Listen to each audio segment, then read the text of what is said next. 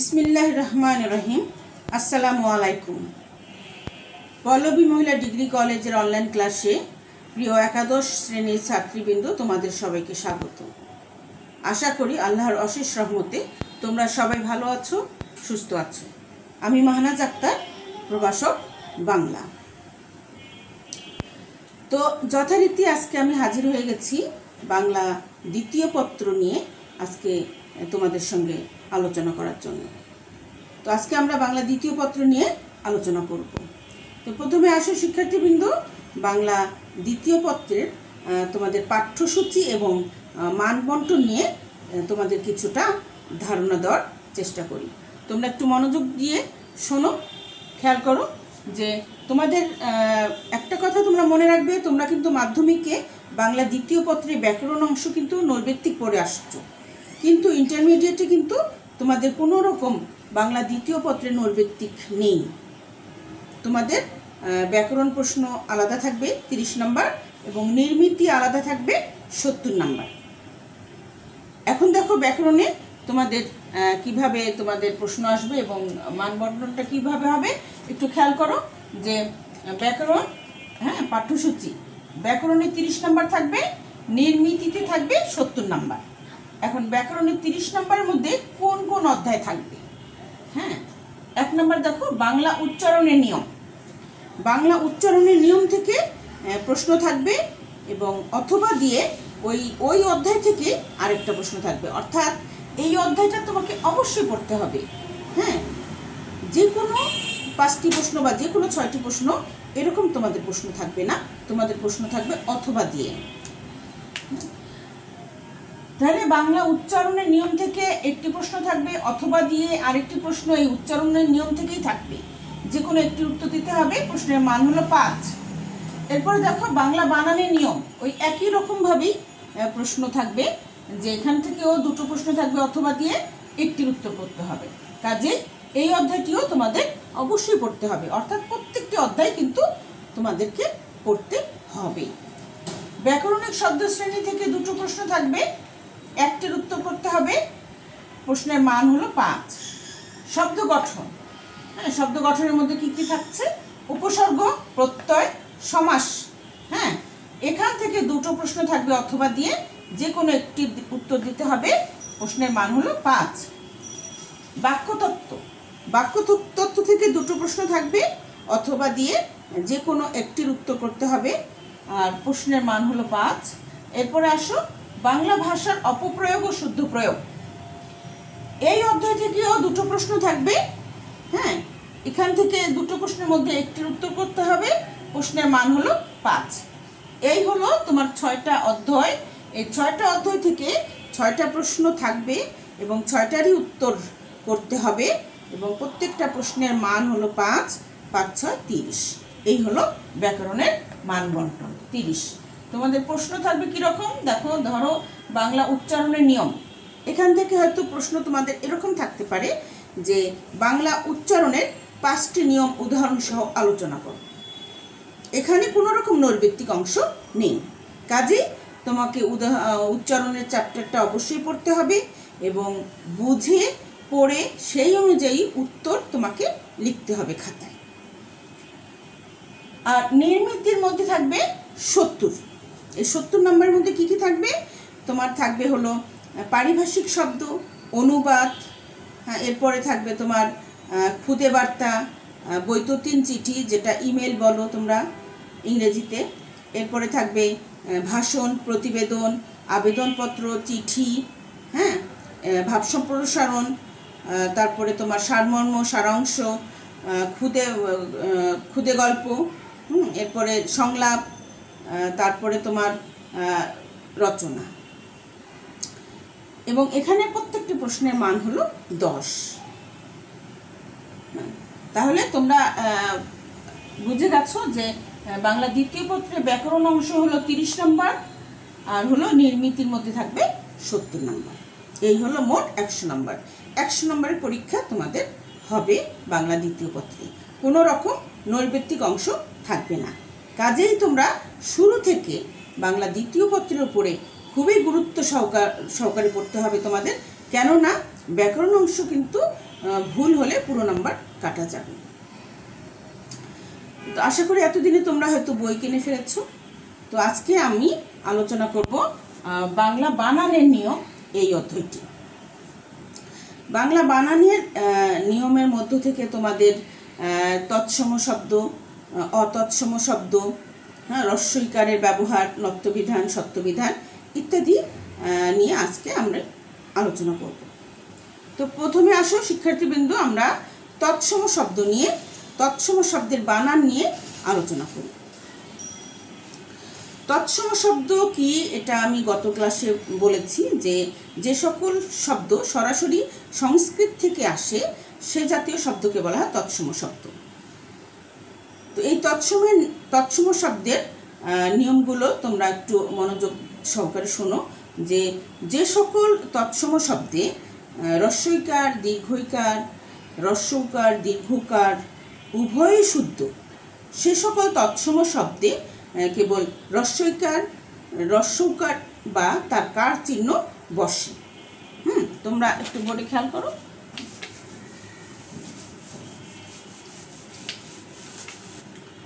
নিয়মটা দেখো, 1 নম্বর নিয়ম, যে সকল তৎসম শব্দে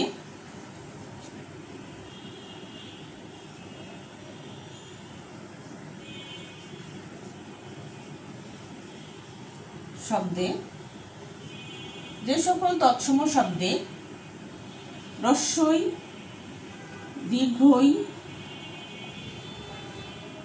রস্যৌ, দীর্ঘ উভয় শুদ্ধ,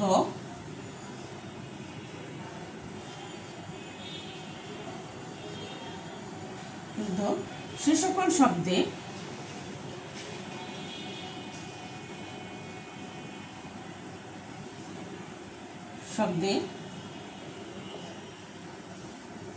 রস্বই,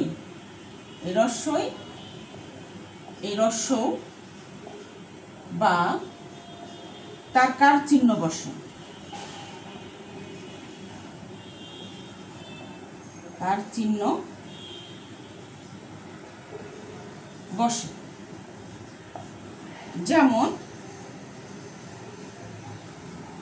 যেমন দেখো, কিংবদন্তি,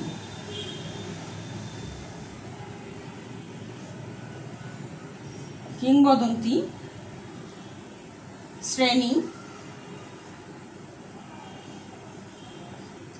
এই শব্দগুলোর মধ্যে কিন্তু দীর্ঘকারও শুদ্ধ, রস্যিকারও শুদ্ধ। কাজেই আমরা কি শিখেছি, যে সকল তৎসম শব্দে রস্বই দীর্ঘই, রস্যৌ দীর্ঘ উভয় শুদ্ধ, সে সকল শব্দে কেবল রস্বইকার বা রস্যৌকার বা তার কার চিহ্ন বসে। তাহলে এখানে কি হবে, রস্যিকার হবে, শ্রেণী রস্যিকার। অনুরূপভাবে যুবতী, যুবতী এবং চুল্লি রস্যকার বসে। তাহলে 1 নম্বর নিয়মটা, যে সকল তৎসম শব্দে রস্বইকার, দীর্ঘইকার, রস্যকার, দীর্ঘকার উভয় শুদ্ধ, সে সকল তৎসম শব্দে রস্বইকার, রস্যকার বা তার কার চিহ্ন বসে। যেমন কিংবদন্তি, শ্রেণী, যুবতী, চুল্লি ইত্যাদি। 2 নম্বর নিয়মটা দেখো,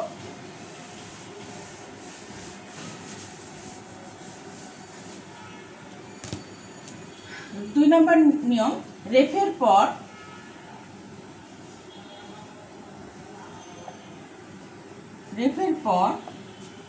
ব্যঞ্জন বর্ণের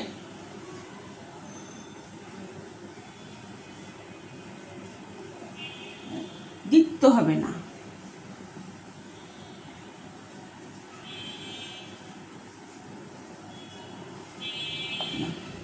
রেফের পর ব্যঞ্জন বর্ণের দ্বিত্ব হবে না। দ্বিত্ব মানে 2 বার ব্যবহার করা যাবে না।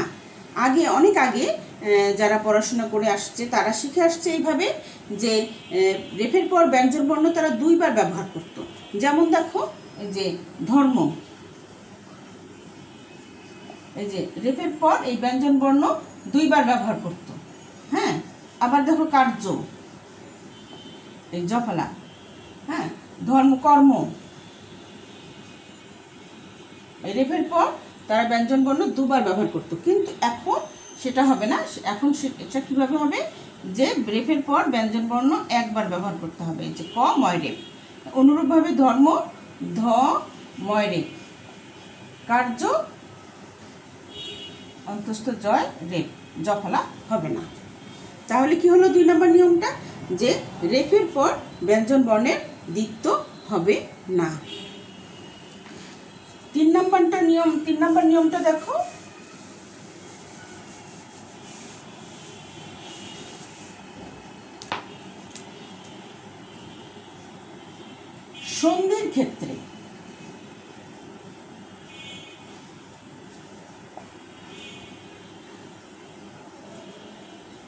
সন্ধির ক্ষেত্রে ক খ গ ঘ পরে থাকলে পূর্বপদের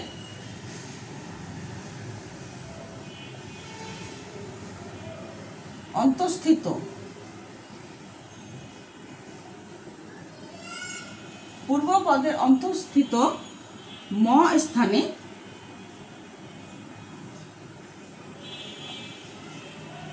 অনুস্বার হবে। দেখো, যেমন অহং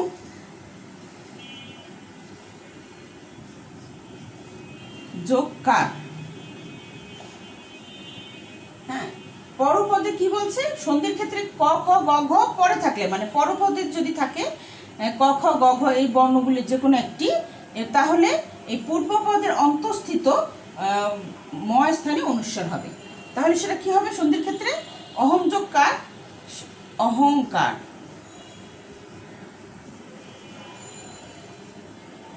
অনুরূপভাবে সঙ্গীত, সংযোগ গীত,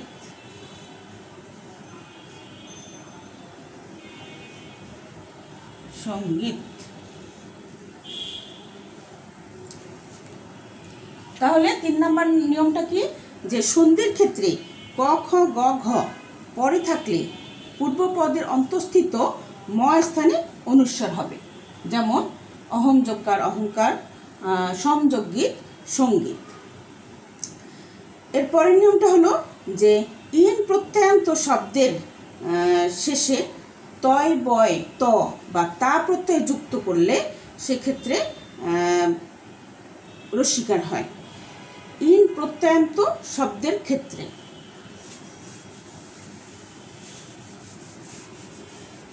4 নম্বর নিয়মটা দেখো তোমরা, ইন প্রত্যয়ান্ত শব্দের ক্ষেত্রে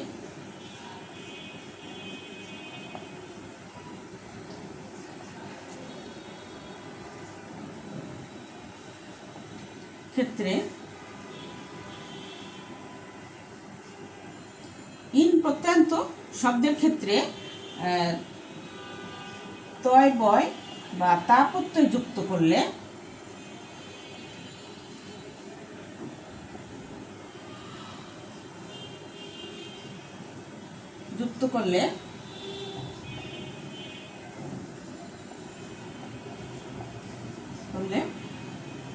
সেক্ষেত্রে রস্যিকার হয়।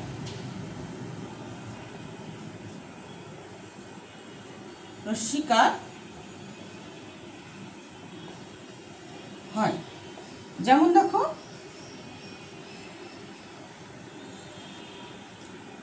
মন্ত্রী, মন্ত্রী, হ্যাঁ, এর সঙ্গে যদি আমি তয় বয় যুক্ত করি, হ্যাঁ, এই তয় বয় যদি যুক্ত করি তাহলে সেটা রস্যিকার হবে। তাহলে কি হবে, মন্ত্রিত্ব। অনুরূপভাবে তোমার দায়ী যোগ ত, দায়িত্ব।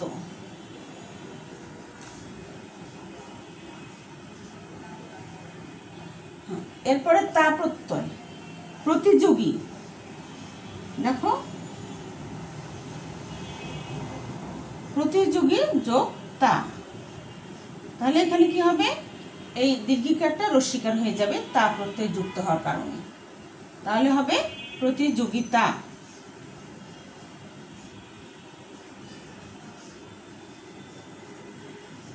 প্রতিযোগিতা।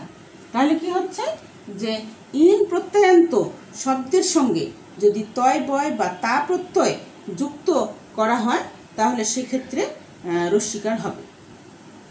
এরপরের নিয়ম দেখো,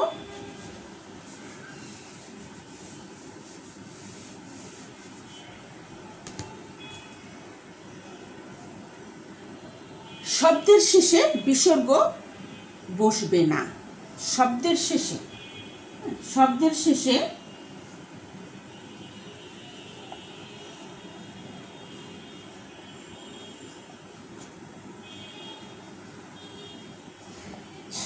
বিসর্গ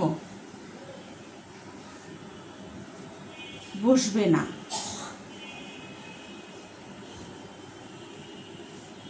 যেমন প্রধানত, কার্যত। আগে আমরা প্রধানত এখানে বিসর্গ দিতাম, কার্যত বিসর্গ দিতাম, কিন্তু এখন আমরা বিসর্গ ব্যবহার করব না। কিন্তু শব্দ মধ্যে, কিন্তু শব্দ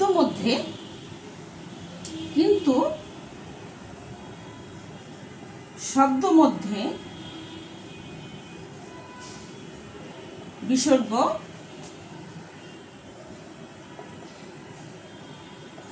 থাকবে।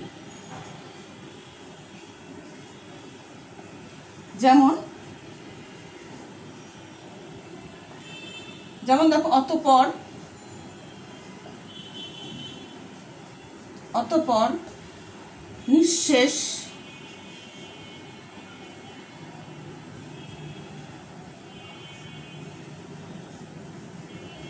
নিঃশর্ত ইত্যাদি। তাহলে 5 নম্বর নিয়মটা কি?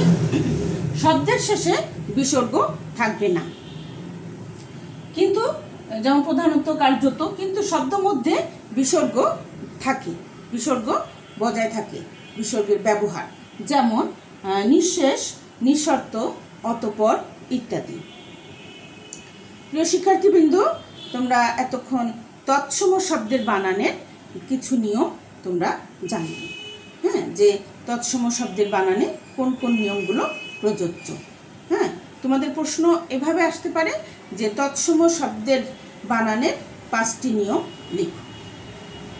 তো আমি ঠিক যেভাবে লিখে দিলাম তোমরা কিন্তু ওইভাবেই খাতায় লিখবে। যে তৎসম শব্দের নিয়মগুলো নিম্নরূপ। যেমন 1 নম্বর নিয়ম কি হলো, যে সকল তৎসম শব্দে হ্রস্বইকার, দীর্ঘইকার, হ্রস্বকার, দীর্ঘকার উভয়ই শুদ্ধ, সে সকল তৎসম শব্দের বেলায় হ্রস্বইকার, হ্রস্বকার বা তাকার চিহ্ন ব্যবহৃত হবে। যেমন কিংবদন্তি, তোমার শ্রেণী, তারপরে যুবতী ইত্যাদি। এরপরে হলো রেফের পর ব্যঞ্জন বর্ণের দ্বিত্ব হবে না, মানে রেফের পর ব্যঞ্জন বর্ণ 2 বার ব্যবহার করা যাবে না, যেমন ধর্ম, কর্ম ইত্যাদি। এরপরে আসো যে সন্ধির ক্ষেত্রে ক, খ, গ, ঘ পরে থাকলে পূর্ব পদের অন্তঃস্থিত ম স্থানে অনুস্বার বসে। যেমন অহম যোগকার, অহংকার, সমযোগীত, সঙ্গীত, অর্থাৎ সন্ধির ক্ষেত্রে এটা। এরপরে ইন প্রত্যয়ান্ত শব্দের সঙ্গে তয় বয় ত বা তা প্রত্যয় যুক্ত করে আমরা সেটা রস্যিকার হয়। যেমন মন্ত্রীর সঙ্গে যদি তয় বয় যুক্ত করি, মন্ত্রিত্ব, দায়ী থেকে দায়িত্ব, প্রতিযোগীর সঙ্গে তা প্রত্যয় যুক্ত করলে হয় প্রতিযোগিতা। এই যোগীটা বানান, যোগী বানান রস্যিকার হয়ে যায়। আর এরপরে আসো সর্বশেষ নিয়মটি, যে শব্দের শেষে বিসর্গ থাকবে না। যেমন কার্যত, প্রধানত, মূলত ইত্যাদি। এ সকল শব্দে এখন আমরা বিসর্গ ব্যবহার করব না, শব্দের শেষে ব্যবহার করব না, কিন্তু শব্দ মধ্যে বিসর্গের ব্যবহার কিন্তু টিকে থাকবে। যেমন অতঃপর, নিঃশেষ, নিঃশর্ত ইত্যাদি। প্রিয় শিক্ষার্থীবৃন্দ, এখন আমরা অতৎসম শব্দের বানানের নিয়মগুলো জেনে নিই। অতৎসম শব্দের বানানের নিয়ম। হ্যাঁ, অতৎসম শব্দটা কি? অর্থাৎ যে সকল শব্দ তৎসম নয় সেগুলো শব্দকে বলা হয় অতৎসম শব্দ। এখন তৎসম শব্দ নয় কোনগুলো? আমরা এর আগে জেনেছিলাম তদ্ভব, দেশি, বিদেশি, মিশ্র, এগুলো শব্দকে বলা হয় অতৎসম শব্দ। তাহলে এই অতৎসম শব্দের বানানের নিয়মগুলো আমরা এখন জানব।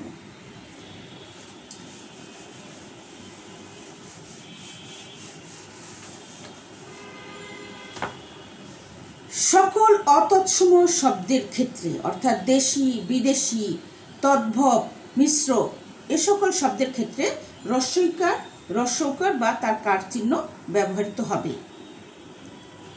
এমনকি স্ত্রীবাচক এবং জাতিবাচক শব্দের ক্ষেত্রেও এই নিয়ম প্রযোজ্য। তাহলে কি হচ্ছে? 1 নম্বর নিয়মটি যে সকল অতৎসম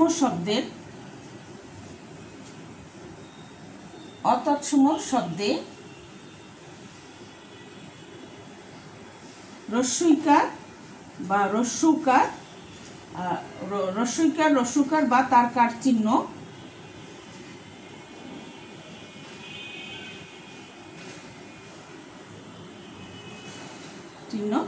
ব্যবহৃত হবে।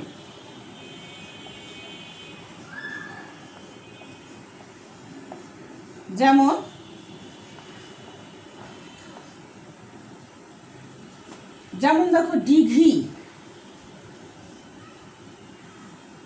আসামি,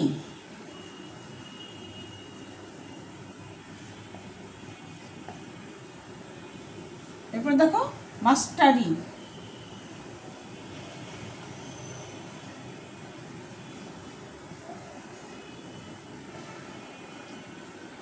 তারপরে পুজো,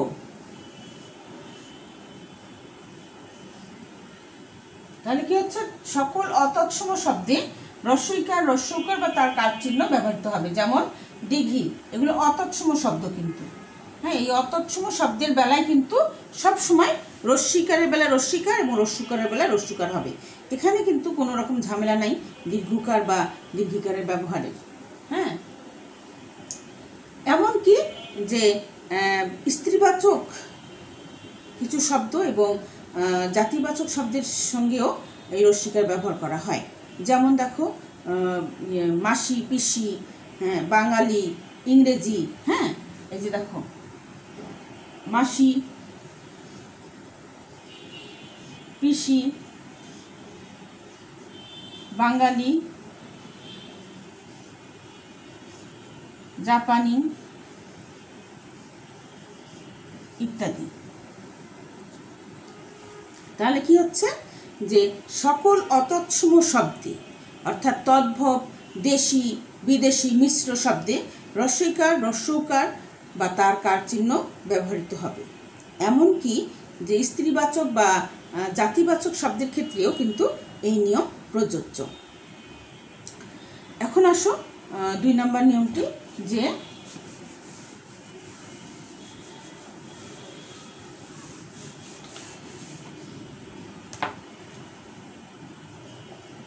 অতৎসম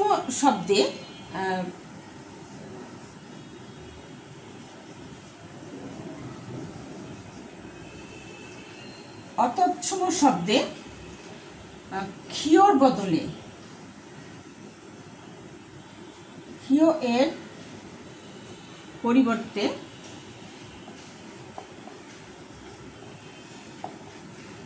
খ বসে।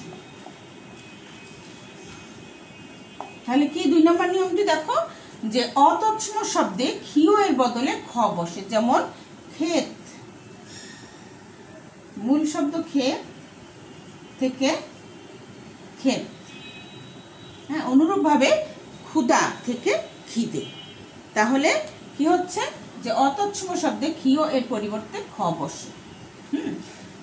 3 নম্বর নিয়মটি কি? যে অতৎসম শব্দে কখনোই কিন্তু মূর্ধন্য ন বসে না। অতৎসম শব্দের বেলায় কখনোই মূর্ধন্য ন বসে না। অতৎসম শব্দে সবসময় দন্তন্য বসে। তাহলে কি হচ্ছে, অ তৎসম শব্দে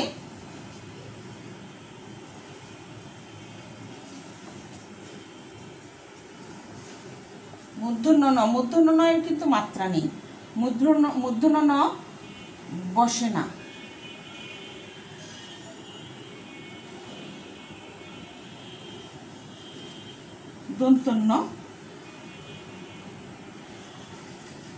দন্তন্য এর ব্যবহার হয়।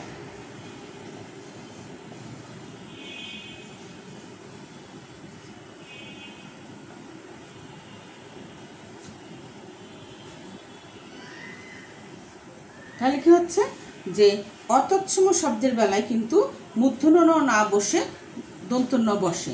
যেমন দেখো, যেমন পরাণ, কোরআন, সব দন্তন্য, পরাণ, কোরআন, হ্যাঁ, ঝর্ণা ইত্যাদি। তাহলে সকল অতৎসম শব্দে মূর্ধন্য ন না হয়ে দন্তন্য বসে। 4 নম্বর নিয়মটি হলো কি, যে বিশেষণ শব্দ সাধারণত পরবর্তী পদের সঙ্গে যুক্ত হবে না। 4 নম্বর নিয়মটি দেখো, বিশেষণ পদ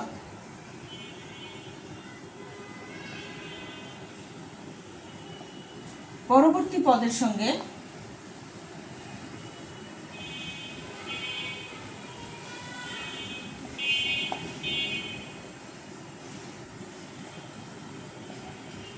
যুক্ত হবে না।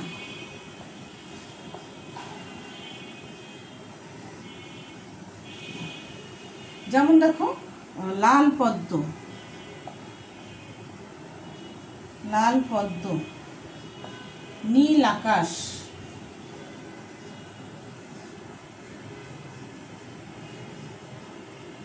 অর্থাৎ এগুলো কিন্তু বিশেষণ পদ, অর্থাৎ বিশেষ্যের দোষ গুণ প্রকাশ করে যে পদ দ্বারা, সেটাই কি বলা হয়, বিশেষণ পদ। বিশেষ্যের দোষ গুণ, বিশেষ্য পদ্ম, পদ্মের একটা দোষ গুণ বোঝাচ্ছে কি দিয়ে, লাল শব্দটি দিয়ে। তাহলে এটা হলো বিশেষণ পদ। এই বিশেষণ পদ পরবর্তী পদের সঙ্গে যুক্ত হবে না। আকাশের সঙ্গে নীল যুক্ত হবে না, পদ্মের সঙ্গে লাল যুক্ত হবে না, একটু ফাঁকা রেখে এদের ব্যবহার করতে হবে। এরপরের নিয়ম হলো 5 নম্বর নিয়মটি, যে হর্ষ চিহ্ন যথাসম্ভব বর্জন করতে হবে। হর্ষ চিহ্ন,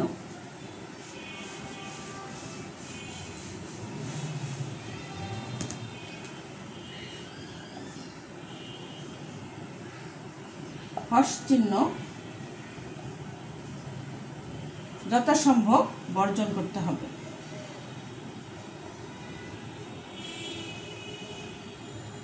বর্জন করতে হবে।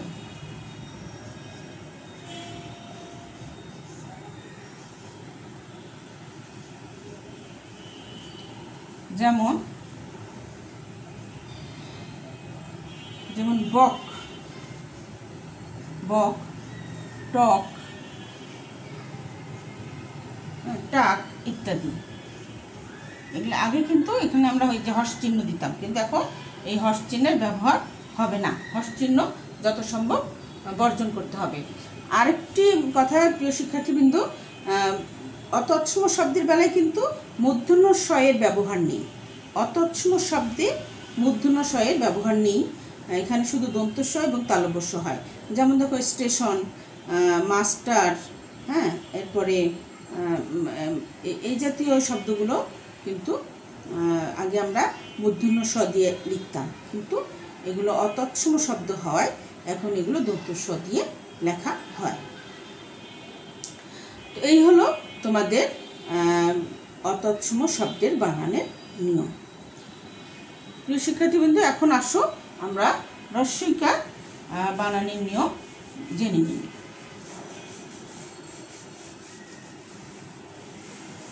রস্বইকার ব্যবহারের নিয়ম।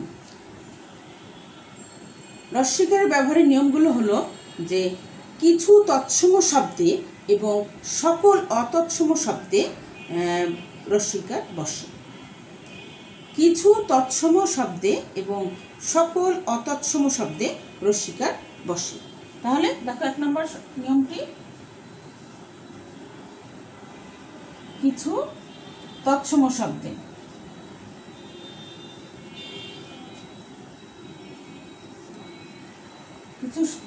শব্দে এবং সকল অতৎসম শব্দে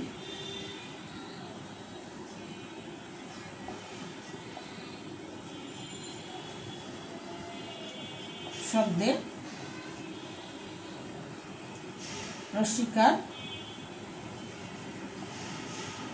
বসে। যেমন দেখো তৎসম শব্দে যেমন তৎসম শব্দে দেখো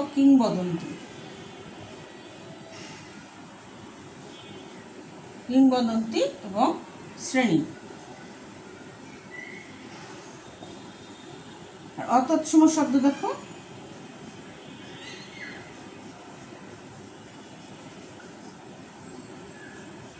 শব্দে বাড়ি, গাড়ি, পাখি ইত্যাদি। তাহলে কি হলো, কিছু তৎসম শব্দে এবং সকল অতৎসম শব্দে রস্যইকার বসে। যেমন তৎসম শব্দের বেলায় কিংবদন্তি, শ্রেণী, আর অতৎসম শব্দে বাড়ি, গাড়ি, পাখি ইত্যাদি।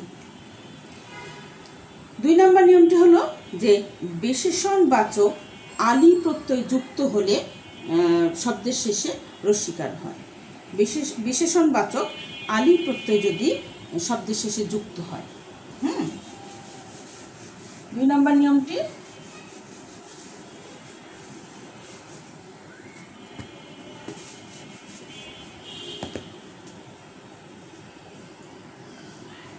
বিশেষণবাচক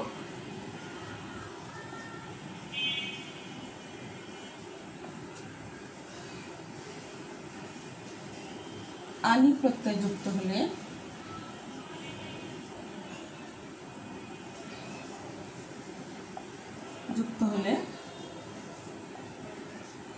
রস্যইকার হয়।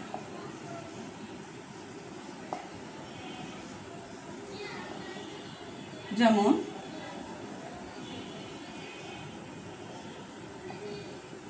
বর্ণালী, সোনালী,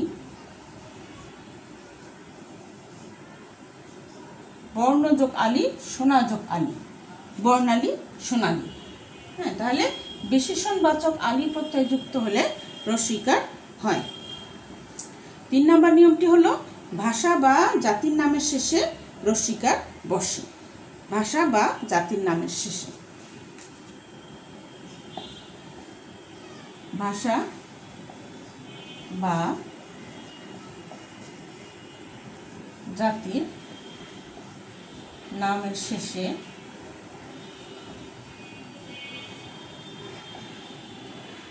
রস্যইকার হয়। যেমন বাঙালি, ভারতী, জাপানি, ইংরেজি ইত্যাদি। 3 নম্বর নিয়ম, ভাষা বা জাতির নামের শেষে রস্যইকার হয়। 4 নম্বর নিয়ম হলো যে পদাশ্রিত নির্দেশক শব্দে রস্যইকার বসে। পদাশ্রিত নির্দেশক শব্দে রস্যইকার বসে।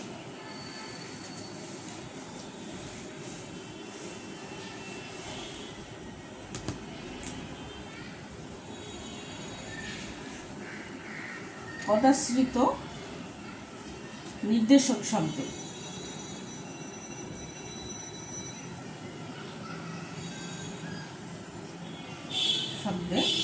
রস্যিকার বসে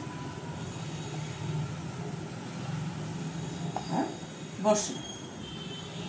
যেমন যেমন দেখো ছেলেটি, এই যে টিটা হলো পদাশ্রিত নির্দেশক, ছেলেটি, হ্যাঁ, বইটি ইত্যাদি। তাহলে পদাশ্রিত নির্দেশক শব্দে রস্যইকার বসে। 5 নম্বর নিয়মটা তোমরা সকলে জানো যে ক্রিয়াবাচক শব্দে সবসময় রস্যইকার বসে। যেমন করেছি, হ্যাঁ, তারপরে পড়েছি, বসেছি ইত্যাদি। অর্থাৎ ক্রিয়াবাচক শব্দে সবসময় রস্যইকার বসে।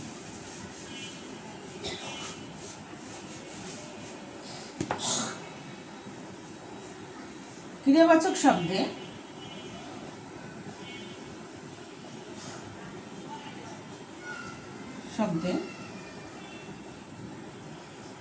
রস্যইকার বসে। যেমন করেছি, পড়েছি ইত্যাদি। তো প্রিয় শিক্ষার্থীবৃন্দ, এই হলো তোমাদের অতৎসম শব্দের বানানের নিয়ম।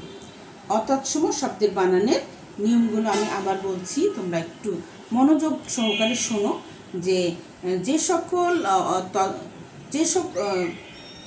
কিছু তৎসম শব্দে এবং সকল অতৎসম শব্দে তোমার রস্যইকার বসে। রস্যইকারের নিয়ম হলো যে কিছু তৎসম শব্দে এবং সকল অতৎসম শব্দে রস্যইকার বসে। যেমন তৎসম শব্দের বেলায় কিংবদন্তি, শ্রেণী ইত্যাদি। আর অতৎসম শব্দের ক্ষেত্রে বাড়ি, গাড়ি, পাখি ইত্যাদি। বিশেষণবাচক আলি প্রত্যয়ে যুক্ত হলে সেক্ষেত্রে রস্যইকার হয়। যেমন বর্ণযোগ আলি, বর্ণালী, সোনাযোগ আলি, সোনালী ইত্যাদি। আর 4 নম্বর নিয়মটি হলো পদাশ্রিত নির্দেশক শব্দে রস্যইকার বসে। পদাশ্রিত নির্দেশক শব্দে রস্যইকার বসে। যেমন ছেলেটি, মেয়েটি, বইটি, কলমটি ইত্যাদি। এটি হলো পদাশ্রিত নির্দেশক। আর ক্রিয়াবাচক শব্দে সবসময় রস্যইকার হয়। যেমন করেছি, পড়েছি ইত্যাদি। প্রিয় শিক্ষার্থীবৃন্দ, এখন আসো আমরা নত্ব বিধান নিয়ে আলোচনা করব।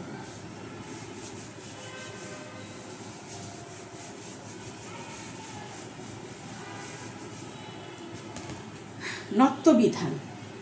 নত্ব বিধান কি? যে বাংলা বানানের দন্তন্য ও মূর্ধন্য ন এর সঠিক ব্যবহার বিধিকে নত্ব বিধান বলে। এখানে মনে রাখা দরকার যে বাংলায় মূর্ধন্য ন এর ব্যবহার শুধুমাত্র আমরা তৎসম শব্দের ক্ষেত্রে দেখি। কাজে এই তৎসম শব্দের বেলায় কিন্তু এই দন্তন্য এবং মূর্ধন্য ন এর ভেদ রয়েছে, অর্থাৎ পার্থক্য রয়েছে।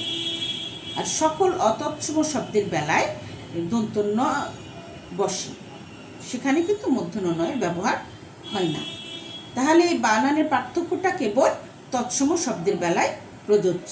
অর্থাৎ এই কখন দন্তন্য বসবে, কখন মূর্ধন্য ন বসবে, এই পার্থক্যটা, এই নিয়মগুলো শুধুমাত্র তৎসম শব্দের বেলায় প্রযোজ্য। তাহলে এখন আসো আমরা নত্ববিধানের নিয়মগুলো জেনে নিই। নত্ববিধানের প্রথম নিয়মটি হলো যে রি র মূর্ধন্য স এর পরে মূর্ধন্য ন বসে। 1 নম্বর নিয়মটি দেখো, নত্ববিধি। নত্ববিধান।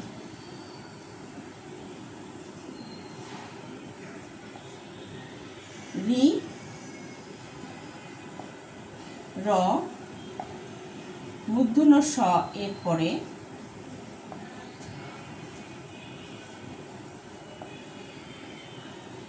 মূর্ধন্য ন বসে। যেমন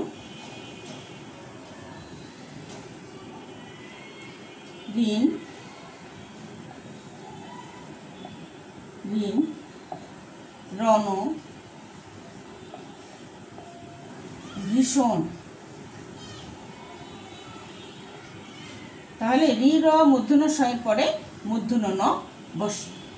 2 নম্বর নিয়ম যে রি র মূর্ধন্য ষয়ের পরে যদি ক বর্গের কোনো বর্ণ বা প বর্গের কোনো বর্ণ বা অন্তস্থ অ অন্তস্থ জ হ অনুস্বার থাকে, তাহলে তারপরে যে নটা আমরা ব্যবহার করব সেটাও কিন্তু মূর্ধন্য ন হবে।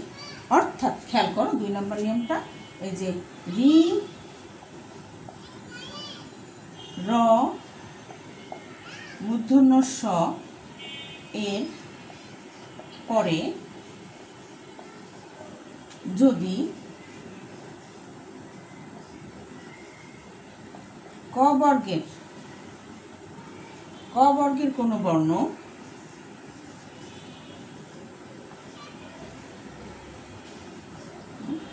বা ক বর্গের কোনো বর্ণ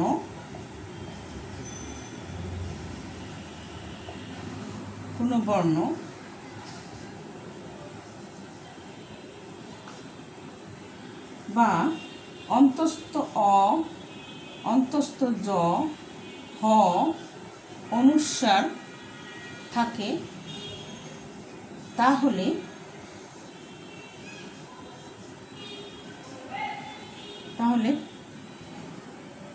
মূর্ধন্য ন বসবে। অর্থাৎ রি র মূর্ধন্য ষয়ের পরে যদি ক বর্গের কোনো বর্ণ, ক বর্গ মানে ক খ গ ঘ ঙ, এটাকে ক বর্গ বলে। প বর্গ মানে প ফ ব ভ ম, এটাকে প বর্গ বলে। তাহলে কি হচ্ছে যে রি র মূর্ধন্য ষয়ের পরে যদি এই ক বর্গের কোনো বর্ণ থাকে বা প বর্গের কোনো বর্ণ থাকে, অথবা যদি অন্তস্থ অ জ হ অনুস্বার থাকে, তাহলে তারপরে যে নটা আমরা ব্যবহার করব সেটাও কিন্তু মূর্ধন্য ন হবে।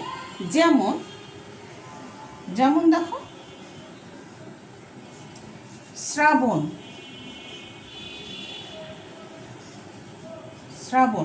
প্রাঙ্গণ, শ্রাবণ তালিপ শয় রফলা, এই রফলা আছে, হ্যাঁ। এরপরে প বর্গের একটা বর্ণ আছে, প ফ ব এবং তারপরে মূর্ধন্য ন বসলো। প্রাঙ্গণ এটা যুক্ত বর্ণ উ গ, এর মধ্যে গ আছে, তাহলে এটা ক বর্গের একটা বর্ণ আছে। রফলার পরে গ আছে, মানে ক বর্গের একটা বর্ণ আছে এবং তারপরে যে নটা বসবে সেটাও কিন্তু মূর্ধন্য ন হবে। তাহলে কি হচ্ছে যে রি র মূর্ধন্য ষয়ের পরে যদি ক বর্গের কোনো বর্ণ বা প বর্গের কোনো বর্ণ বা অন্তস্থ অ অন্তস্থ জ হ অনুস্বার এই বর্ণগুলো থাকে, তারপরে যে নটা আমরা ব্যবহার করব সেটা মূর্ধন্য ন হবে। 3 নম্বর নিয়মটি দেখো,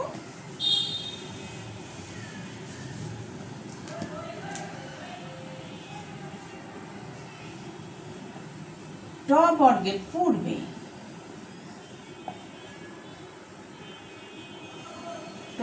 পূর্বে সবসময় মূর্ধন্য ন বসে।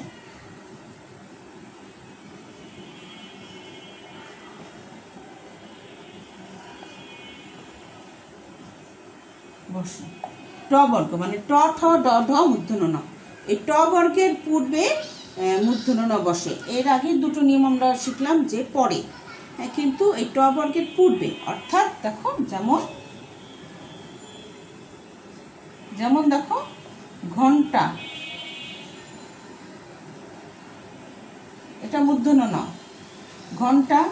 তারপরে দেখো লুণ্ঠন, হ্যাঁ, ইত্যাদি, এ সকল বর্ণে পূর্বে মূর্ধন্য ন বসে। 4 নম্বর নিয়মটি,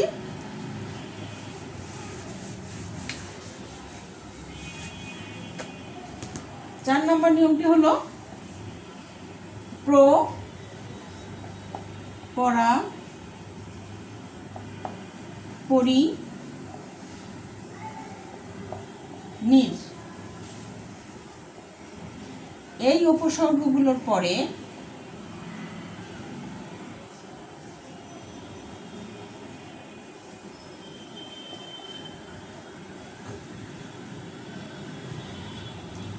পরে মূর্ধন্য ন বসে। যেমন প্র দিয়ে প্রণয়, পরা দিয়ে পরান্ন। এই পরান্ন কিন্তু মূর্ধন্য ন, আর এটা যখন লিখি এটা কিন্তু দন্ত ন। এটা হলো হ যোগ দন্ত ন, আর এটা হলো হ যোগ মূর্ধন্য ন। এটা খেয়াল রাখবে তোমরা। তাহলে কি হলো? পরা, প্র দিয়ে প্রণয়, পরা দিয়ে পরান্ন, পরি দিয়ে পরিণয়, পরিণয়, নির দিয়ে নির্ণয় ইত্যাদি। তাহলে প্র, পরা, পরি, নির এই চারটি উপসর্গের পরে মূর্ধন্য ন বসে। এরপরে আসো যে পর, পার, নার, রাম, উত্তর, হ্যাঁ, এগুলো শব্দের পরে মূর্ধন্য ন বসে।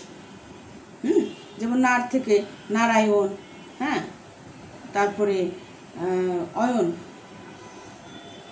নার যোগ অয়ন নারায়ণ, হ্যাঁ, অর্থাৎ পার, নার, রাম, উত্তর, রবীন্দ্র ইত্যাদি শব্দের পর যদি অয়ন থাকে তাহলে তারপরে মূর্ধন্য ন বসে। যেমন নারায়ণ, দেখো নার যোগ অয়ন নারায়ণ। অনুরূপভাবে রবীন্দ্র যোগ অয়ন রবীন্দ্রনায়ণ। হ্যাঁ, তো এইগুলোর পরে পর, পার, নার, হ্যাঁ, রবীন্দ্র, রাম, রামায়ণ, হ্যাঁ, রাম যোগ অয়ন রামায়ণ ইত্যাদির পরে অয়ন যুক্ত করলে আমরা মূর্ধন্য ন ব্যবহার করব। আর কিছু কিছু শব্দ আছে যেগুলো স্বভাবতই মূর্ধন্য ন হয়, যেমন লবণ, অনু, হ্যাঁ, কিছু কিছু শব্দে স্বভাবতই মূর্ধন্য ন হয়। যেমন দেখো লবণ, অনু,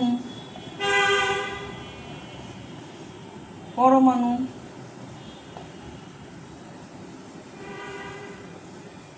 এগুলো শব্দে স্বভাবতই মূর্ধন্য ন ব্যবহার করা হয়। তো প্রিয় শিক্ষার্থীবৃন্দ, এখন আসো আমরা শর্তবিধান নিয়ে আলোচনা করি। শর্তবিধানের 5টি নিয়ম। সুজনেষু, দেখো এখন শর্তবিধির নিয়মগুলো দেখো। যে তৎসম শব্দের বানানে অ এবং আকার ছাড়া অন্য সব স্বরবর্ণের পরে মূর্ধন্য স হয়। যেমন তুষার, উষা, ভীষণ ইত্যাদি। 2 নম্বর নিয়মটি দেখো, তৎসম শব্দের বানানে র, রেপ এবং রি বা রিকার এর পরে সাধারণত মূর্ধন্য স বসে। যেমন ঋষি। 3 নম্বর দেখো, যুক্ত ব্যঞ্জনের ক্ষেত্রে ট ও ঠ এর সঙ্গে মূর্ধন্য স বসে। যুক্ত যেসব ব্যঞ্জন বর্ণ আছে সেখানে কি বসে? মূর্ধন্য স বসে। যেমন বৃষ্টি এবং নিষ্ঠা, ট এবং ঠ বর্গের পূর্বে মূর্ধন্য স বসে। 4 নম্বর রস্বইকারান্ত, যেমন অধি, অভি ইত্যাদি এ সকল শব্দে, এবং রস্বকারান্ত যেমন অনু, সু, হ্যাঁ, ইত্যাদি উপসর্গের পরে মূর্ধন্য স বসে। যেমন দেখো অভিষেক, হ্যাঁ, অনু দিয়ে অনুষদ ইত্যাদি। 5 নম্বর নিয়মটি দেখো, একারান্ত সম্ভাষণ সূচক শব্দে একারের পর মূর্ধন্য স বসে। হ্যাঁ, যেমন দেখো একারান্ত, রে, রয়কারে রে, নয়কারে নে। হ্যাঁ, এই একারান্ত যে সম্ভাষণ সূচক শব্দে একারের পরে মূর্ধন্য স বসে। যেমন প্রিয় পরেষু, সুজনেষু ইত্যাদি এ সকল শব্দে মূর্ধন্য স বসে। তো প্রিয় শিক্ষার্থীবৃন্দ, তোমাদের এই বানানের নিয়মের মধ্যে যেগুলো প্রশ্ন তোমাদের হতে পারে সেগুলো তোমরা একটু জেনে নাও। যে তৎসম শব্দের বানানের 5টি নিয়ম লিখো, অতৎসম শব্দের বানানের 5টি নিয়ম লিখো, রস্বইকারের ব্যবহারের 5টি নিয়ম লিখো, নত্যবিধান কি, নত্যবিধানের 5টি নিয়ম লিখো, সত্যবিধানের 5টি নিয়ম আলোচনা করো। এই কয়টা প্রশ্ন তোমরা বাসায় ভালো মতো পড়বে, আর অবশ্যই কোনো সমস্যা হলে আমাকে সেটা জানাবে। তো তোমরা সবাই ভালো থাকো, সুস্থ থাকো, আর পরের ক্লাস অবশ্যই তোমরা পড়বে। আর কমেন্ট তোমার রোল নাম্বার কিন্তু অবশ্যই তোমরা লিখবে, রোল নাম্বার দিয়ে উপস্থিতি তোমরা জানাবে যে তোমরা ক্লাস করেছো। তো সবাই ভালো থাকো, আল্লাহ হাফেজ।